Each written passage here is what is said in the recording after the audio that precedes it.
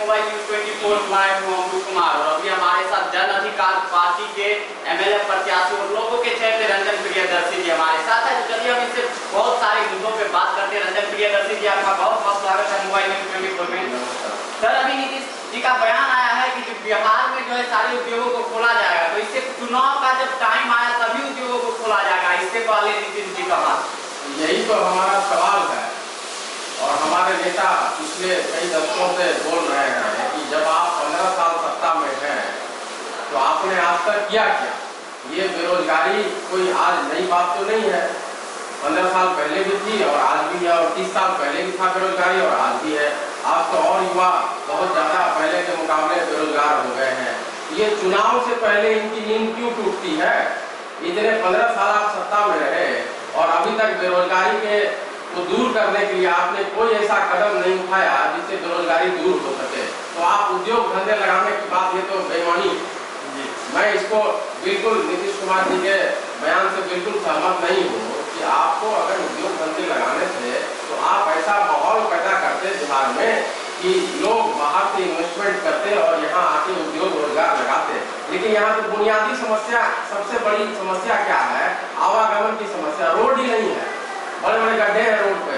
तो लोग कहते हैं कि भैया हम जाएंगे तो हमारा सामान जाएगा कैसे, हमारा फैक्ट्री हम खोलेंगे तो हमारा सामान यहाँ से बाहर जाएगा कैसे और वहाँ से कच्चा माल आएगा कैसे। पहली समस्या। दूसरी समस्या, भाई आप सिर्फ कागज पे आपने बना दिया कि हम सिंगल विंडो सिस्टम के द्वारा काम करेंगे, इन्वेस्टमेंट को प्रोत्साहित करेंगे, लेकिन जो भी इन्वेस्टर आना चाहते हैं वो पहले ही दबे पांव निकल जाते हैं कि इतना भ्रष्टाचार है यहाँ पे।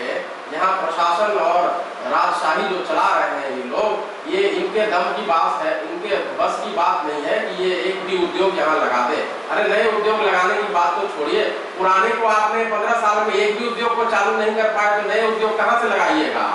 हमारा विजन बहुत क्लियर है, हमारे नेता माननीय राष्ट्रीय अध्यक्ष पप्पू यादव जी का विजन बहुत क्लियर है। हमने नीति बनाई है, नियत हमारा साफ है और हम लोग उसको करके दिखाएंगे। हमने बोला आपको, हम जनता के बीच जाके बोल रहे हैं, आप 30 साल बनाम 3 साल, आप हमें सिर्फ 3 साल दीजिए।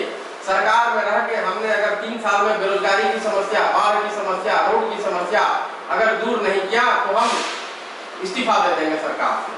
तो हमारा पहले से विजन क्लियर है, हम लोगों ने काम किया है पहले भी और आगे भी काम करते रहेंगे। हम जनता के बीच जा रहे हैं कि अब आपके पास कोई दूसरा चारा नहीं है, आपके पास सिर्फ एक और एक विकल्प है, वो है जन अधिकार पार्टी और पप्पू यादव, और दूसरा कोई विकल्प नहीं है।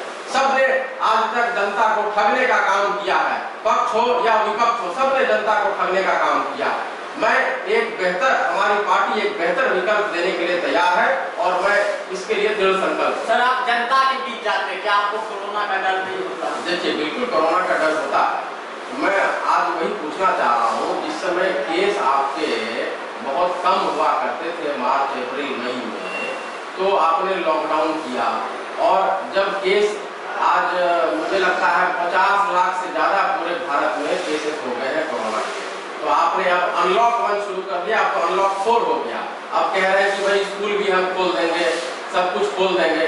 तो इन परिस्थितियों में बच्चों के साथ तो मजाक किया जाएगा। फिर आपके पास मेडिकल सुविधा उपलब्ध नहीं है, अभी तक वैक्सीन नहीं आया है, सरकारी अस्पतालों में ऑक्सीजन सिलेंडर की कमी है, जो प्राथमिक स्वास्थ्य केंद्र है वहाँ एक आईसीयू बेड तक नहीं है। तो आप कैसे अनलॉक किए जा रहे हो और इस परिस्थिति में चुनाव करवा रहे हैं। हमारे नेता ने तो पहले भी आवाज उठाई थी, कहा था कि इन परिस्थितियों में चुनाव नहीं होना चाहिए था, लेकिन ये तो तानाशाही है दिल्ली सरकार और इलेक्शन कमीशन की मिली भगत से। अभी देखिए, पिछले दिनों इन लोगों को इतना डर सताने लगा कि भाई जिनकी पॉपुलैरिटी बिहार में जितनी ज़्यादा बढ़ रही है, आज सबको पता है कि तीसरे विकल्प हमारे पास है, पप्पू यादव है विकल्प और दूसरा कोई विकल्प नहीं है। तो इनकी जब पॉपुलैरिटी बढ़ने लगी तो इन लोगों ने मिली भगत से, भाजपा वालों ने इलेक्शन कमीशन को इशारा करके हमारा चुनाव चिन्ह ही बदलवा। तो चलिए, अच्छी बात है, जो होता है वो भी अच्छा होता है। कहते हैं ना, जो हो रहा है वो भी अच्छा हो रहा है, जो होगा वो भी अच्छा होगा। तो ऊपर वाला हमारे साथ है और हमें तो अब नया हथियार मिल गया, कैंची। तो हम इसी कैंची से अब दूसरों का, भ्रष्टाचारियों का पर कतरेंगे और हमारी सरकार पटना में अवश्य बनेगी। सर, अभी का जो है अहम मुद्दा है सुशांत सिंह राजपूत को लेकर। आरजेडी कह रही है कि सर्वप्रथम आवाज मैंने सुशांत सिंह राजपूत के प्रति उठाया, तब डीजीपी गुप्तेश्वर पांडे भी आ गया है, तब बीजेपी भी, लेकिन पप्पू यादव जी ने जो आवाज उठाया वो कहाँ गया? पप्पू यादव जी जिस दिन ये घटना हुई थी उसी दिन उनके आवास, पटना आवास पे पहुंच के उनके घर वालों से मिले थे, उनके पिताजी से, उनके परिवारजनों से मिल के, और उसी दिन उन्होंने सबसे पहला नेता था हमारा पप्पू यादव जी, जो उनके परिवार से मिल के सीबीआई जांच की आवाज उठाई थी। ये दूसरे लोग क्या कहते हैं छोड़ दीजिए ना, उनमें नहीं जाना है। ये तो जनता देख रही है और पूरा मीडिया गवाह है कि सबसे पहला आदमी आवाज उठाने वाला कौन था सुशांत सिंह राजपूत के सुसाइड मामले में। तो सबसे पहले हमारे नेता ने आवाज उठाई सीबीआई जांच की, और अंततः हमारी जीत हुई और सीबीआई की जांच अब शुरू हुई है। मैं भगवान से दुआ करता हूँ कि भाई उनको जल्द से जल्द इंसाफ मिले और उनके घर वाले का खास करके सहरसा के लिए, और मुझे जो है लगता है वो पूरे बिहार क्या पूरे देश के लिए बच जाए। हमारे वर्तमान विधायक जी जो है वो बोल रहे हैं कि सुशांत सिंह तो राजपूत थे ही नहीं, क्या एक विधायक जी को ऐसी बात बोलने की शोभा देती? मैं ऐसे बयान की घोर निंदा करता हूँ। विधायक जी तथा समान है, आप थोड़ा परहेज कीजिए ऐसे बयानों से। जनता देख रही है और जनता सब समझ रही है। आप ऐसे बेतुके बयान दीजिएगा तो जनता आपको कभी माफ नहीं करेगी। सर, अभी छात्र को लेकर जो है काफी आंदोलन सा हो रहा है। मान के चलिए जैसे लॉकडाउन में सब छात्रों की जो स्थिति हुई है वो काफी दयनीय है। जो छात्र रूम किराया लेकर रह रहे हैं उनको रूम मालिक का कॉल आता है, पैसा जमा करने के लिए आता है, तो ऐसे में क्या उनके लिए रूम किराया माफ भी होना चाहिए? देखिए, रूम किराया ही माफी नहीं होना चाहिए, उनका बिजली बिल भी माफ होना चाहिए। हमने पहले भी आवाज उठाई थी भाई लॉकडाउन के पीरियड में किराया विद्यार्थियों का माफ होना चाहिए। उनको एक कुछ अतिरिक्त शुल्क मुहैया कराना चाहिए ताकि उनका भरण पोषण रोजगार हो सके। जो विद्यार्थी किराया नहीं दे पाए हैं, हमारे नेता के द्वारा पटना में और अन्य शहरों में भी जो जितने भी हमारे नेता और पदाधिकारी हैं सब लोगों ने मदद करने का काम किया और आगे भी हम लोग करते रहेंगे। सर, मोदी जी ने कहा कि सभी जरूरतें की चीजें जो है वो खुली रहेगी, तो क्या शिक्षा जरूरी चीजें? ये तो मोदी जी से ही पूछना चाहिए ना कि शिक्षा अगर इतनी जरूरी चीज है तो आप बोल तो रहे हैं, लेकिन उसको खोलने के साथ साथ एहतियातन आप क्या क्या कदम उठा रहे हैं और वो कितना कारगर है धरातल पे, ये सोचने वाली बात, ये विचारणीय विषय। सर, आपकी पार्टी अगर सत्ता में आती है तो आपकी पार्टी का सर्वप्रथम कार्य यानी पप्पू यादव जी का सर्वप्रथम कार्य बिहार के लिए क्या? देखिए, हमारा सर्वप्रथम कार्य होगा कि भ्रष्टाचारियों का पत्र करना।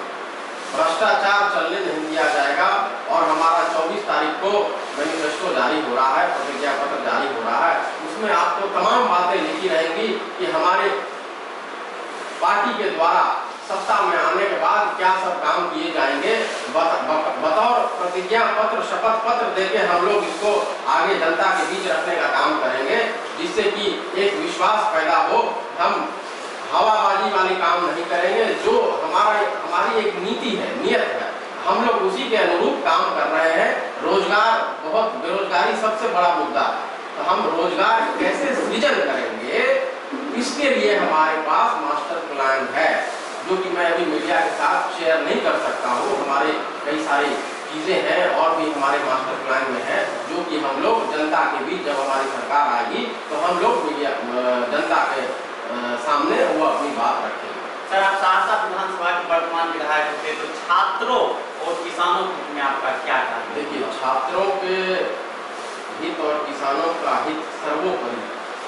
आज अगर युवा नौजवान जो हमारी कल की पीढ़ी है, उनकी बदौलत ही इस देश का निर्माण हो सकता है, इस बिहार का निर्माण हो सकता है। अगर आप छात्रों के लिए आवाज उठाएंगे, छात्रों को अच्छी शिक्षा मुहैया करवाएंगे, तो हमारा बिहार का निर्माण होगा। बोलते हैं ना कि शिक्षा से ही सर्व निर्माण होता है। तो शिक्षा अगर आप दुरुस्त नहीं कर पाइएगा तो आप कहीं पे भी नहीं रहे। शिक्षा सर्वोपरि है। और किसान के बारे में बड़ी बड़ी बातें कहते हैं कि भाई 6,000 रुपया भेज दिया, 2,000 रुपया भेज दिया।